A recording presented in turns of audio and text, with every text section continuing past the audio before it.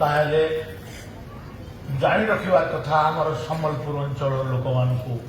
जे उत्कल कहले कटक पुरी बालेश्वर उत्कल कौशल कलिंग मिसिकी ओडिशा प्रदेश गठन होती केवल उत्कल जयगान गायब आौशल कलिंगर कौन जयगान हम ये गोटे मानसिकता आमको तुम्हें शोषण करुच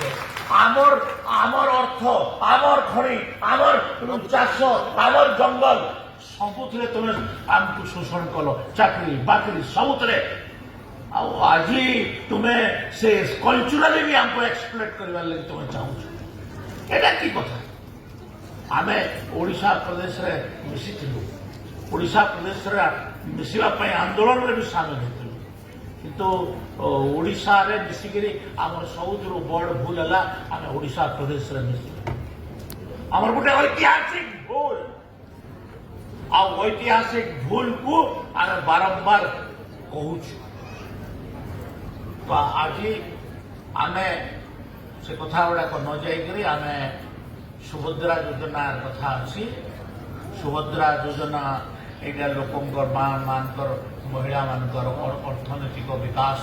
दिगरे आमर लाभ दब आउ एटा आज आमर